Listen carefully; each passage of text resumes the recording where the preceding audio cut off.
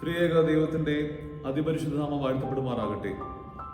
കർത്താവിൽ പ്രിയ വിശ്വാസികൾ ഏവരുമേ, അഹമ്മദാബാദ് ഭദ്രാസനം ഈ ആരാധന വർഷം ഫാമിലി പ്രയർ അഥവാ കുടുംബ പ്രാർത്ഥന എന്ന തീം ഫോളോ ചെയ്തു വരികയാണല്ലോ. പ്രാർത്ഥനയിൽ സ്വയം ബലപ്പെടുവാനും നമ്മുടെ കുടുംബങ്ങളെയും അതിലൂടെ പരിശുദ്ധ സഭയും ബലപ്പെടുത്തുവാനും നമുക്ക് ഇവർക്കും കഴിയട്ടെ എന്ന് ആമുഖമായി ആശംസിക്കുകയും പ്രാർത്ഥിക്കുകയും ചെയ്യും. അല്പസമയത്തെ ചിന്തയ്ക്കായി ഞാൻ പരിചയപ്പെടുത്തുവാൻ ആഗ്രഹിക്കുന്ന ഒരു വ്യക്തിത്വം അത്ര വലിയ പേരുകെട്ട രാജാവോ വ്യക്തിയോ ഒന്നുമല്ല. വിശുദ്ധ വേദപുസ്തകത്തിൽ തന്നെ വളരെ ചുരുങ്ങിയ വാക്യങ്ങളിൽ പരാമർശിക്കുന്ന ഒരു സാധാരണ മനുഷ്യൻ. യബേസ് എന്നാണ് അദ്ദേഹത്തിന്റെ പേര്. 1 ദിനവൃത്താന്തം 4-ാം അധ്യായം 9-10 വാക്യങ്ങളിൽ നാം അദ്ദേഹത്തെക്കുറിച്ച് വായിക്കുന്നു. ഇപ്രകാരം വായിക്കുന്നു: യബേസ് തന്റെ സഹോദരന്മാരെക്കാൾ ഏറ്റവും മാന്യനായിരുന്നു. അവന്റെ അമ്മ ഞാൻ അവനെ വ്യസനത്തോടെ പ്രസവിച്ചു എന്ന് പറഞ്ഞു അവന് യബേസ് എന്ന് പേരിട്ടു. യബേസ് ഇസ്രായേലിന്റെ ദൈവത്തോട്, നീ എന്നെ നിശ്ചയമായി അനുഗ്രഹിച്ച് എന്റെ അതിർ വിസ്താരമാക്കുകയും നിന്റെ കൈ എന്നോടുകൂടെ ഇരുന്ന അനർത്ഥം എനിക്ക് വ്യസന കാരണമായി തീരാതെ വണ്ണം എന്നെ കാക്കുകയും ചെയ്താൽ കൊള്ളാമായിരുന്നു എന്ന് അപേക്ഷിച്ചു. വളരെ ചുരുങ്ങിയ വാക്കുകളിൽ നമ്മെ പരിചയപ്പെടുത്തിയ ഒരു വ്യക്തിത്വം. അദ്ദേഹത്തിന്റെ പ്രാർത്ഥന യബേസിന്റെ പ്രാർത്ഥന എന്നാണ് അറിയപ്പെടുന്നത് തന്നെ. ഈ വേദഭാഗത്തെ 4 ഭാഗങ്ങളായി ഒന്ന് വിശകലനം ചെയ്ത് നിങ്ങളുടെ ശ്രദ്ധയിലേക്ക് കൊണ്ടുവരുവാൻ ആഗ്രഹിക്കുകയാണ്. ഒന്നാമതായി, ആരാണ് യബേസ്? എന്താണ് യബേസിന്റെ പ്രാർത്ഥന? യബേസിനെ പോലെ നമുക്ക് എങ്ങനെ പ്രാർത്ഥിക്കാം? യബേസിൽ നിന്ന് നമുക്ക് എന്ത് പഠിക്കാം? ആരാണ് യബേസ്? ആമുഖമായി ഓർപ്പിച്ചതുപോലെ ഒട്ടും പ്രാധാന്യമില്ലാത്ത ചുരുങ്ങിയ വാക്യങ്ങളിൽ മാത്രം വിവരിക്കുന്ന ഒരു വ്യക്തിയാണ് യബേസ്. എന്നാൽ വളരെ ശ്രദ്ധേയമായി അദ്ദേഹത്തെ കുറിച്ച് പറയുന്നത് തന്റെ സഹോദരന്മാരെക്കാൾ അവൻ മാന്യനായിരുന്നു എന്നാണ്. അവന്റെ പേരിന്റെ അർത്ഥം വ്യസന കാരണം എന്നാണ്. കാരണം അവന്റെ ജനന സമയത്ത് സാധാരണയിൽ കവിഞ്ഞ് ജന്മം നൽകുമ്പോൾ വലിയ വേദനയിലൂടെ കടന്നു പോവേണ്ടി വന്നതുകൊണ്ടായിരിക്കാം അവന്റെ അമ്മ അവന് വ്യസന ഹേതു അല്ലെങ്കിൽ വ്യസന കാരണം എന്ന പേര് അവന് നൽകിയത്. യഹൂദ രീതി അനുസരിച്ച് വളരെ സിംബോളിക് ആയിട്ടാണ് ആ കാലഘട്ടത്തിൽ പേരുകൾ നൽകിയിരുന്നത്.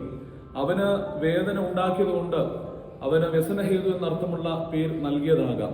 അതുപോലെ തന്നെ യഹൂദ രീതി അനുസരിച്ച് പലപ്പോഴും പേരിനെ അനർത്ഥമാക്കുന്ന ജീവിതമാണ് പലരുടെയും ജീവിതത്തിൽ സംഭവിക്കുന്നത്. അങ്ങനെ ഇവന്റെ പേര് പോലെ തന്നെ ഇവൻ കാരണവും അല്ലെങ്കിൽ ഇവന് തന്നെ വലിയ വ്യസനം ഉണ്ടാകുവാൻ സാധ്യതയുള്ളതായും നമുക്ക് അനുമാനിക്കാവുന്നതാണ്. രണ്ടാമതായി, എന്താണ് അവന്റെ പ്രാർത്ഥന?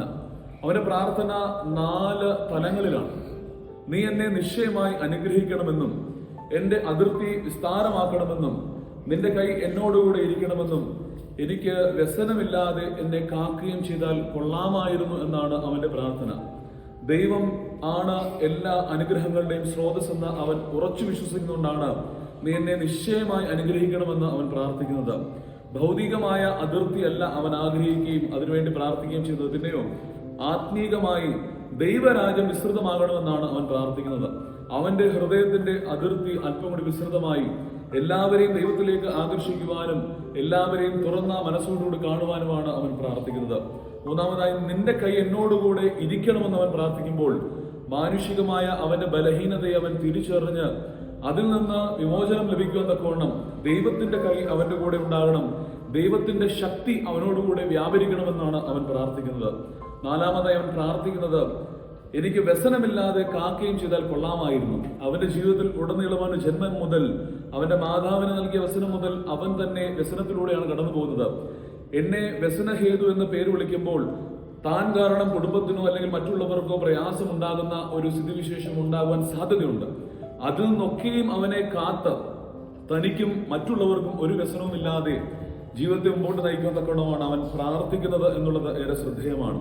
മൂന്നാമതായി, യബേസിനെ പോലെ എങ്ങനെ പ്രാർത്ഥിക്കാം എന്നുള്ളതാണ്. അതിനൊക്കെയും കഴിയുന്നത് അവന്റെ ഉറച്ച വിശ്വാസം ഒന്നുകൊണ്ട് മാത്രമാണ്.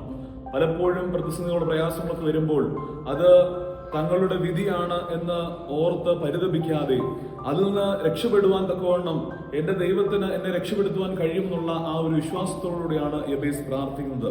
അവൻ പ്രാർത്ഥിക്കുന്നത് എനിക്കത് വേണമെന്നില്ല, നീ അങ്ങനെ എനിക്ക് തന്നാൽ കൊള്ളാമായിരുന്നു എന്നാണ് അവൻ പ്രാർത്ഥന. അവന്റെ ആഗ്രഹമാണ് അവൻ ദൈവസന്നിധിയിലേക്ക് വളരെ വിശ്വാസത്തോടുകൂടെ ദൈവസന്നിധിയിൽ സമർപ്പിക്കുന്നത്.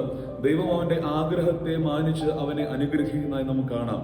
God granted what he wished for എന്നാണ് അവിടെ നമ്മൾ കാണുന്നത്. നാലാമതായി എബേസിൽ നമുക്ക് എന്ത് പഠിക്കാമെന്നുള്ളതാണ്. പ്രതിസന്ധികളിൽ തളരാതെ, പ്രതിസന്ധികളിൽ മടുത്തു പോകാതെ, ദൈവത്തെ ആത്മീകമായി സ്വീകരിച്ച് ഉൾക്കൊണ്ടുകൊണ്ട് ദൈവാശ്രയ ബോധത്തോടെ ജീവിക്കാൻ തക്കവണ്ണം യബേസ് നമ്മെ പഠിപ്പിക്കുന്നുണ്ട്. ഈ ആരാധന വർഷം യബേസിനെ പോലെ പ്രാർത്ഥിക്കുവാനും സ്വയം ബലപ്പെടുവാനും മറ്റുള്ളവരെ ബലപ്പെടുത്തുവാനും നമുക്ക് കഴിയട്ടെ എന്ന് ആത്മാർത്ഥമായി ആശംസിക്കുന്നു, പ്രാർത്ഥിക്കുന്നു. ദൈവം നമ്മെ ഇവരെയും വാഴ്ത്തി അനുഗ്രഹിക്കുമാറാകട്ടെ.